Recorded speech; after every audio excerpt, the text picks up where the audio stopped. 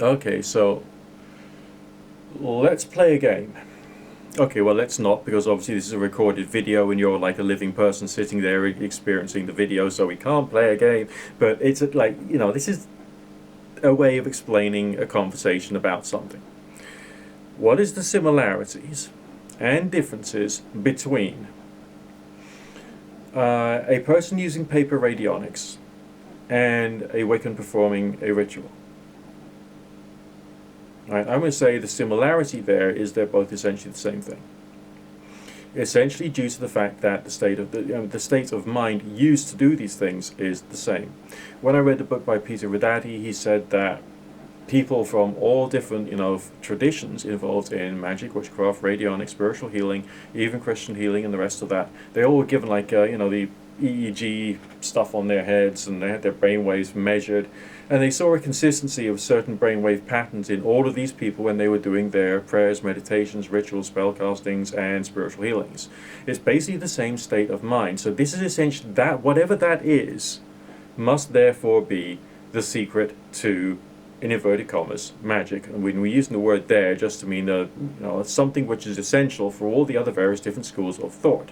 It has to be somehow that state of mind. Now, obviously, the person who's got the paper radionics device, which would just be like probably just a couple of circles with an arrow between the two of them saying, that's the input, that's the output, this is something I want done to whatever is represented here, okay?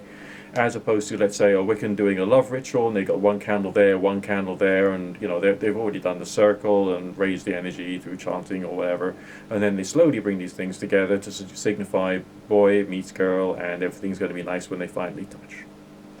Essentially, this is the same kind of thing. This is my point, right? It is a sense of intention expressed through symbolism. The symbolism is expressed in a very physical way, either with the paper radionics machine, or in this case, the things being manipulated on the altar. But also, it's not the things being manipulated on the altar which does it, nor is it necessarily the radionics machine. Necessarily, because with radionics, there's a caveat there, because it's kind of like a bit strange, right? We'll have to talk about the machines again in another video, so I can remind you as to how these things are supposed to operate, and then we can start thinking about different ways we could put them to the test, if you know what I mean. Okay? It's got to be done scientifically. I can't just believe something. I have to experience, and I have to think about the experience in order for me to develop a hypothesis. Okay? But with the Wiccan doing their little love ritual, they're sending it. They're trying to send the intention to a single person or place or thing. In both cases, there will be something called a witness sample. Now, the witness sample is a representation of something. Often, when radionics practitioners are doing it on other human beings at a distance, they would use a drop of blood, or, the Spooky 2 method is obviously using the fingernail clippings in the remote unit. There's different ways in which there is a witness sample, often involving DNA. So this appears to be the way in which things are somehow strangely connected.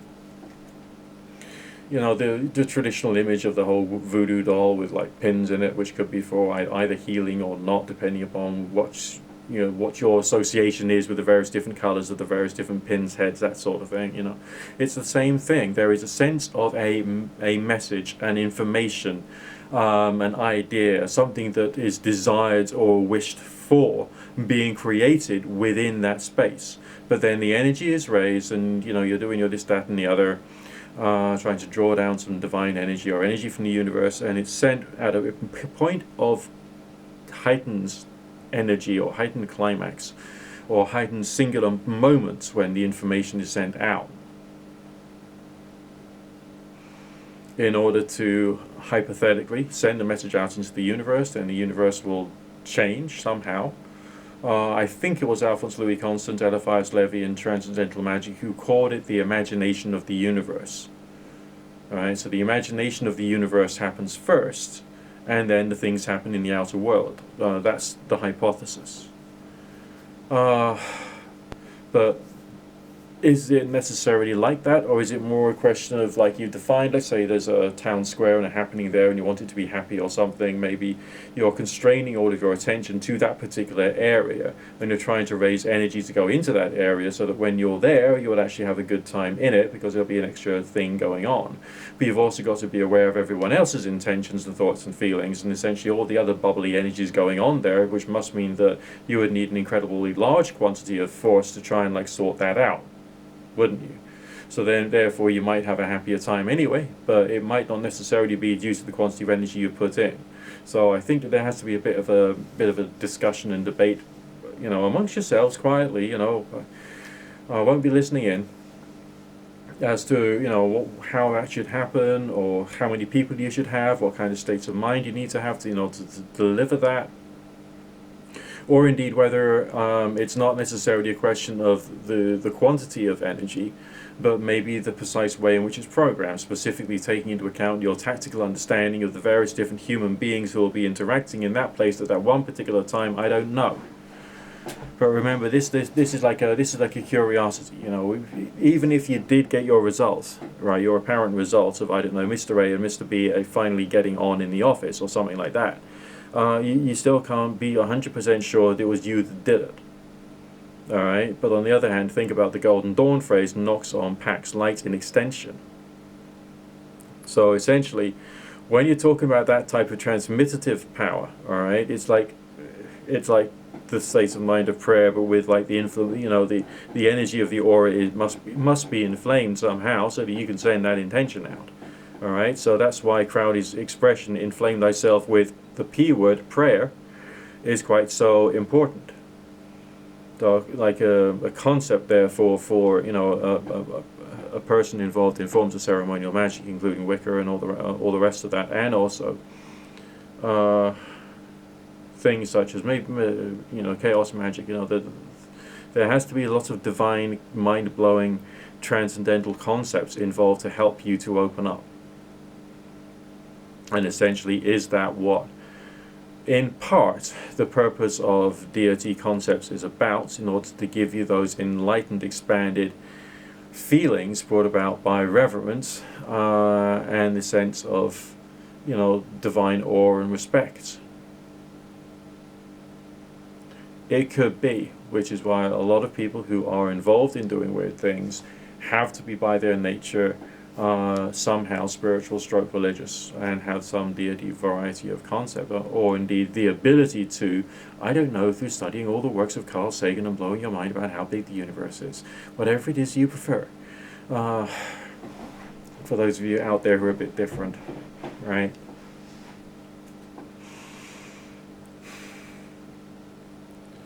I mean, we still have to reach a point of saying that there's tons of stuff we don't know, no matter what. It doesn't matter how long you're playing with this stuff, there's just tons of stuff we don't know. We just have to look at these experiences and work out which one could be contributing to what.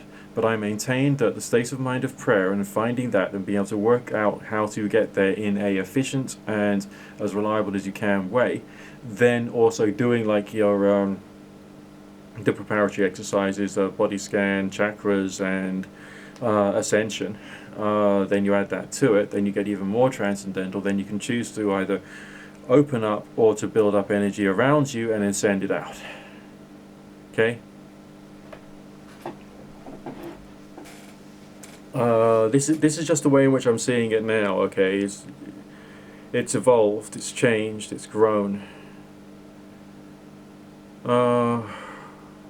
We're still not saying it works because that's still wrong, but the transcendental experiences and these states of mind can happen, and you can, periodically make them happen. But all your ducks have got to be in a row, right?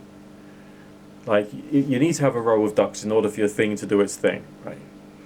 If your ducks aren't in a row, all the different factors of whatever it is that makes this situation work, this actual thing happen, right? If your ducks aren't not in a row, then your thing can't happen.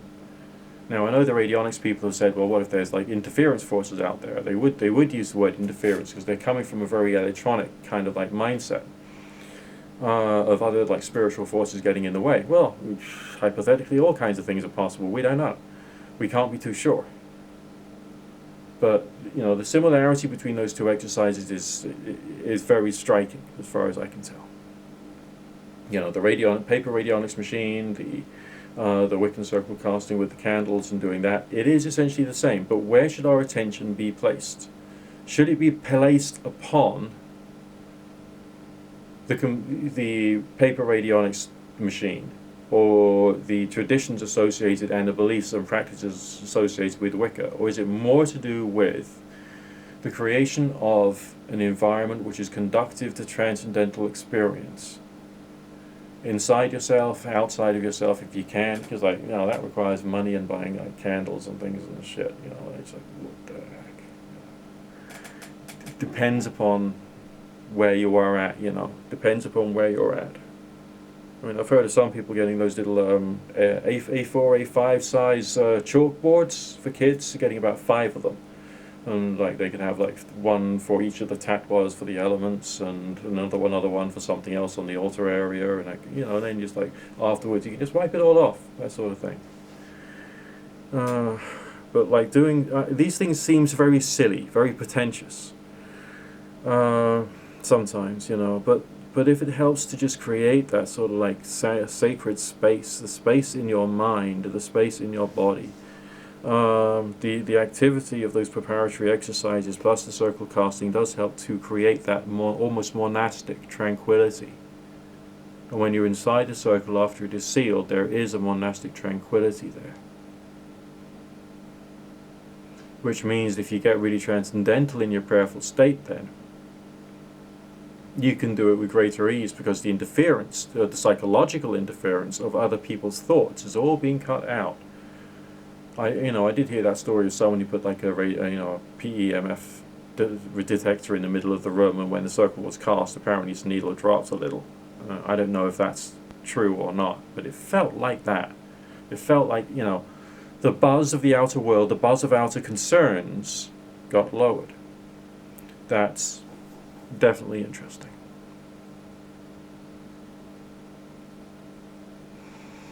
Now, as far as all the other fun stuff of conjuring demons and the rest of that, in the and we all seen the images of John Dee and the rest of that, the Victorian Christian mystic. Is that necessarily something which one would be able to do or achieve?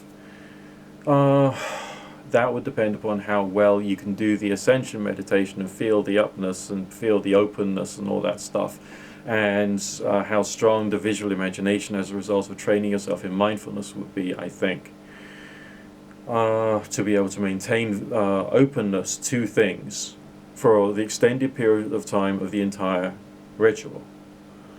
So that's possibly why the traditional prayers in the Lesser Key of Solomon, they're quite long Christian stuff, it goes on and on and on and on and on. But if that's what they needed in that era to create the transcendental open state, then those things have importance. So therefore, lengthy meditation, lengthy prayer into that particular thing appears to be, what's really going on there. Now, whether a God concept is in fact just another radionic code or not, we can just carry on discussing in another video, or just if you happen to bump into me, if you're in my social circle, you could just ask me, The people who know that I'm a bit weird know that I'm a bit weird, and say, Nick, just can we talk? Can you tell me all about this stuff and all your experiences with it? And I would probably do that, and then they'll probably think he's a bit weird, and I'm not going to have anything to do with him again. I don't know. Either way, this is just some thoughts about where I'm at now and how far I've developed in terms of new ways of thinking about the same thing. It's not simple. It's all experiential, experimental stuff at best, the whole lot. All right, but there's stuff out there, and it's worthwhile looking into. But we got to be grounded. We got to be skeptical. We got to ask questions. We got to know when to be in the state of mind of belief and when to be able to snap the fuck out of it. All right, you know what I mean. Right. I'll speak to you in a bit. Peace, love, and harmony to one and all, no matter what you think, no matter what you believe. And give this video a thumbs up, and rate, comment, subscribe, favorite, share, and all the other YouTubey things we're supposed to say.